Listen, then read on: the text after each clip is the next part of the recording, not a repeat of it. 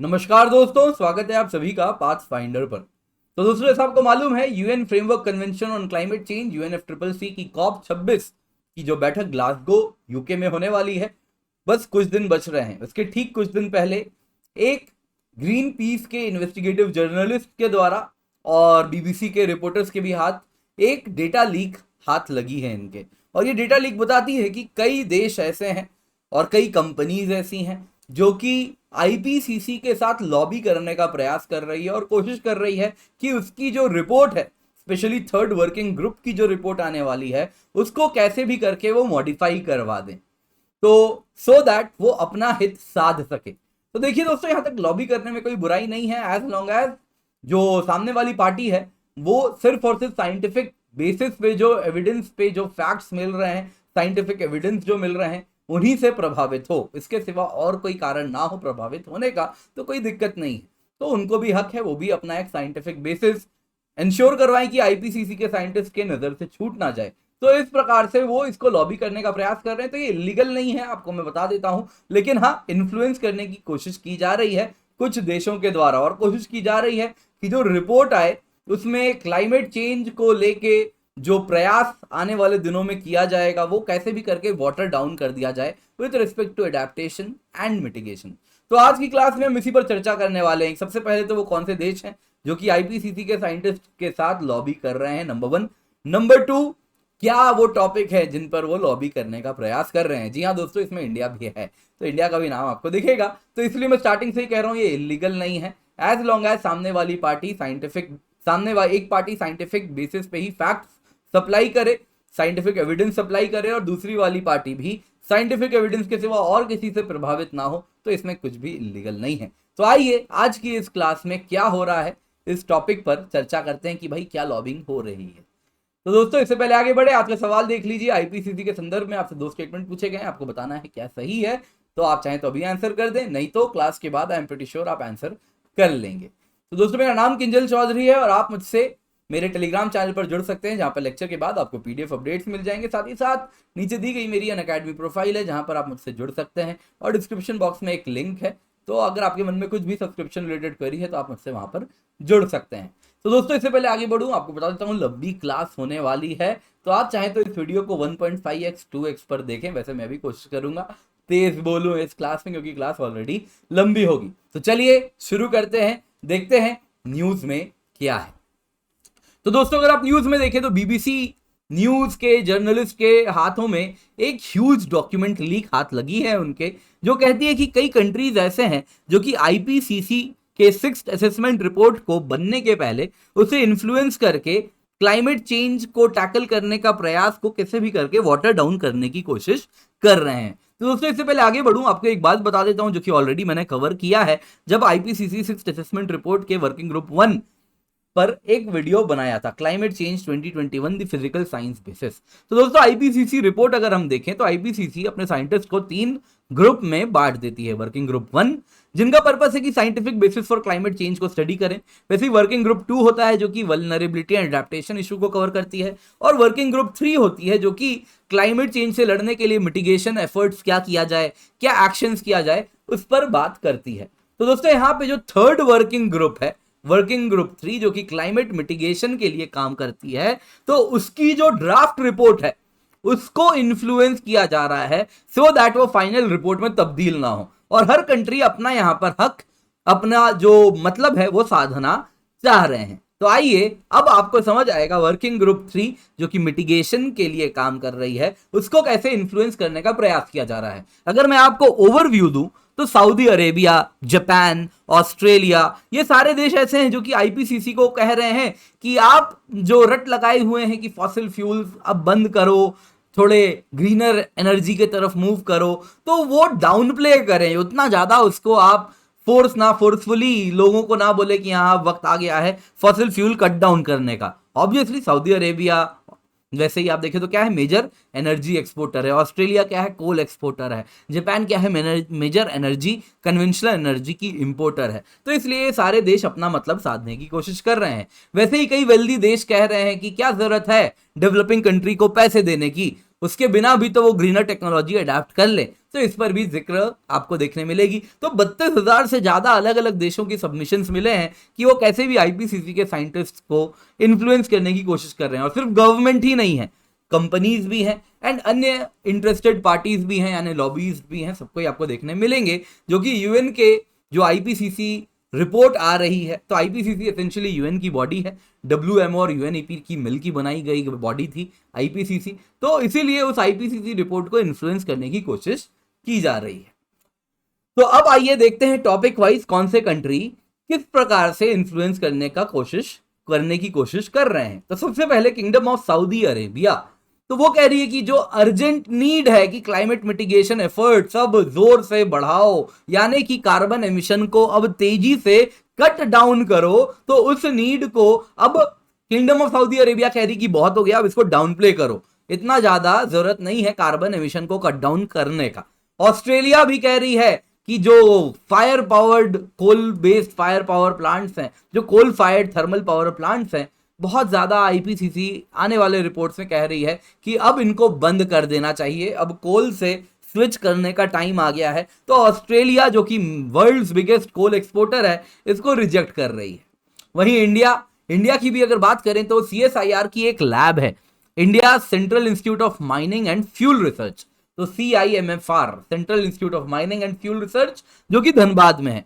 तो उन्होंने भी आईपीसीसी के साइंटिस्ट को कहा है कि देखिए ऐसा तो होने से रहा कि इंडिया कोल बेस्ड एनर्जी को बंद कर देगी। इंडिया की mainstay of energy production coal रहने वाली है, क्योंकि इंडिया की जरूरत है कि वो affordable and reliable electricity masses को पहुंचाए। तो कोल तो मेन स्टे इंडिया की रहने वाली है। इंडिया के साइंटिस्ट ने ये वार्न कर दिया है आईपीसीसी के साइंटिस्ट को। यहीं पर दोस्तों एक टेक्नोलॉजी है carbon capture and storage, already मैंने कवर किया एक वीडियो, आपको याद होगा CCUS, जहां पे मैंने बहुत डेप्थ में कवर किया है कैसे एक आइसलैंड की प्लांट है जो कि कार्बन कैप्चर एंड स्टोरेज कर रही है बहुत तेजी से। तो यहां पर ये कंट्रीज जो कि कन्वेंशनल एनर्जी के या तो मेजर एक्सपोर्टर्स हैं या इंपोर्टर्स हैं, जैसे Saudi Arabia oil exporter, Australia coal importer, Norway oil exporter, Australia coal exporter, वैसे ही China Japan major energy importers.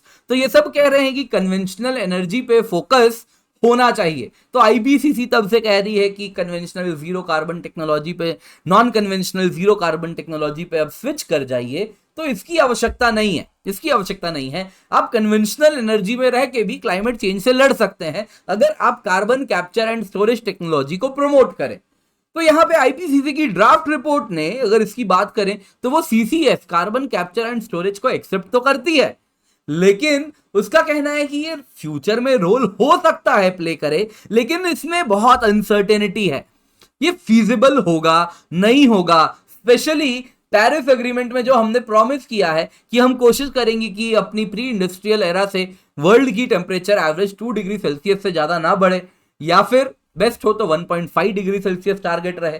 तो ये जो हमने प्रॉमिस किया है, क्या ये इसके साथ फीजिबल होगी या नहीं होगी, वो इस वक्त दोस्तों आईपीसीसी ने अपने रिपोर्ट में कहा है कि ये नहीं मालूम है कि 1.52 डिग्री सेल्सियस के साथ ये फिजिबल होने वाली है या नहीं होने वाली है, ये कितनी फायदेमंद होगी। जैसे इस वक्त आइसलैंड का जो कार्बन कैप्चर एंड स्टोरेज वाला प्लांट था जो कि हेडलाइन बना रहा था, मालूम है वो कितना कार्बन कैप्चर कर पाता है साल में? हार्डली 900 कार से भी कम कार्स का इक्विवेलेंट कार्बन वो कैप्चर कर पाता है। तो ये टेक्नोलॉजी जब फीजिबल होगी तब बात करेंगे, अभी से क्यों आईपीसीसी बोले नहीं सबको ही अच्छे से आप लोग कार्बन एटमॉस्फेयर में छोड़ो, एक दिन कार्बन कैप्चर स्टोरेज टेक्नोलॉजी आ जाएगी तब सारा कार्बन खींच लेंगे। तो वही आईपीसीसी ने कहा है कि इस वक्त की टेक्नोलॉजी से ये बहुत फीजिबल नहीं है।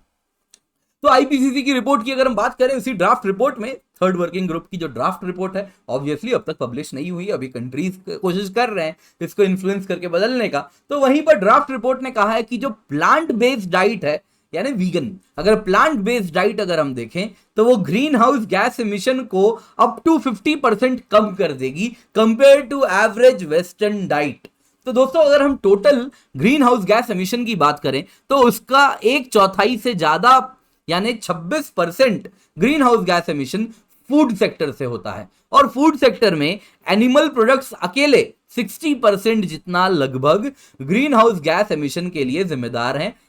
अगर प्रॉपर देखें तो 58% हो गया, और वहीं अदर फूड 42% है। और इस एनिमल प्रोडक्ट्स जो कि 58% ऑफ टोटल फूड के पीछे जिम्मेदार हैं, उसका आधा आप देखें तो अकेले दो जानवर बीफ एंड लैम्ब इसके लिए जिम्मेदार हैं ग्रीन हाउस गैस एमिशन के।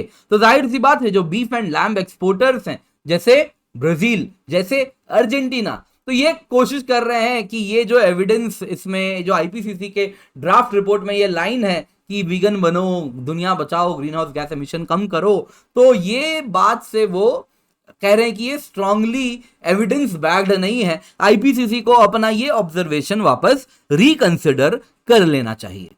वहीं आईपीसीसी ने अपने ड्राफ्ट रिपोर्ट में कहा है कि अब वक्त आ गया है कि हमें एक ग्लोबल आंदोलन करना चाहिए, इंटरनेशनल मीटलेस मंडे, यानी मंडे को मीट नहीं खाएंगे वर्ल्ड ओवर। वैसे ही टैक्स लगाना चाहिए रेड मीट पर। तो ये सारी बातें आईपीसीसी ने कही है, तो अर्जेंटीना को ये बात भाई नहीं है। अर्जेंटीना ने कह दिया है कि रिपोर्ट से ये सारी बातों का जिक्र हटाएं कृपया करके।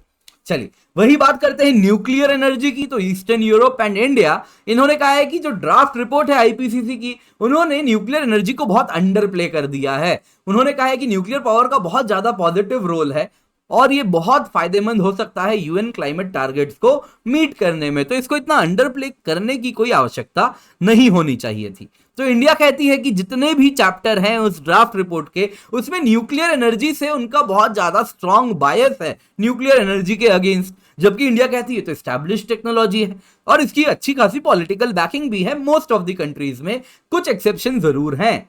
वहीं चेक रिपब्लिक, पोलैंड, स्लोवाकिया कहते हैं कि इस ड्राफ्ट रिपोर्ट में एक टेबल है, वो कहती है कि nuclear energy out of the 17 UN sustainable development goals, जो है 17 यूएन एसडीजी हैं, उनमें से बस एक यूएन एसडीजी को मीट करने में फायदेमंद होगी न्यूक्लियर एनर्जी। जबकि उनका कहना है कि उनके हिसाब से तो ये 17 की 17 यूएन एसडीजी को मीट करने में फायदेमंद होगी और बाकी सारे गोल्स को मीट करने में फायदेमंद होगी। तो काफी पॉजिटिव रोल है न्यूक्लियर एनर्जी का। तो न्यूक्लियर एनर्जी को इतना डाउन प्ले करने की आवश्यकता नहीं होनी चाहिए। तो ये कंट्रीज लॉबी कर रहे हैं कि न्यूक्लियर एनर्जी को लेके इतनी डाउन प्ले इसको ना करें।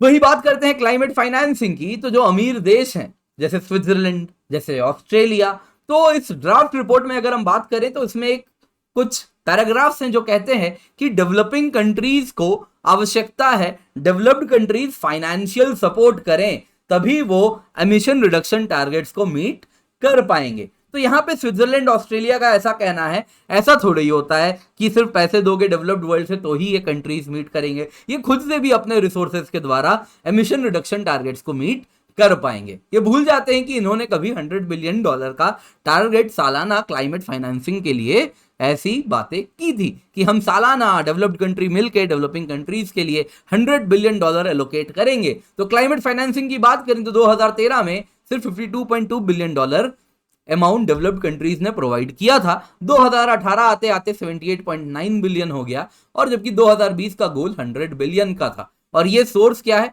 ओईसीडी है, यानी कि डेवलप्ड कंट्रीज की जो मोस्टली डेवलप्ड कंट्रीज की ग्रुपिंग है उनका ही ये डेटा है। तो ऑब्वियसली थोड़ा ये भी ओवरप्लेड, थोड़ा ओवरहाइप्ड हो सकता है, ज्यादा हो सकता है, डेटा भी बहुत एक्यूरेट हो इसकी भी गारंटी नहीं है, क्योंकि अन्य डेटा भी है ऑक्सफैम वगैरह जो कहते हैं कि नंबर्स इससे बहुत कम है। तो दोस्तों ये कहानी थी क्लाइमेट फाइनेंसिंग की।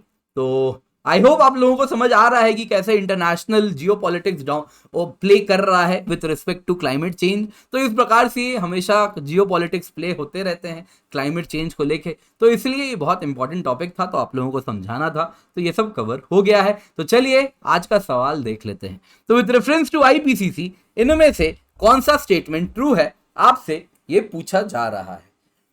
तो स्टेटमेंट 1 आप देख सकते हैं क्या है दोस्तों। तो आईपीसीसी एक यूनाइटेड नेशन की बॉडी है जिसका पर्पस है science related to climate change को असेस करना। स्टेटमेंट 2, आईपीसीसी अपना रिसर्च खुद नहीं करती। तो क्या आंसर है, क्या आंसर है? तो आई होप आप लोगों ने आंसर कमेंट सेक्शन पे कर दिया है, नहीं किया है तो पॉज करें और आंसर करें।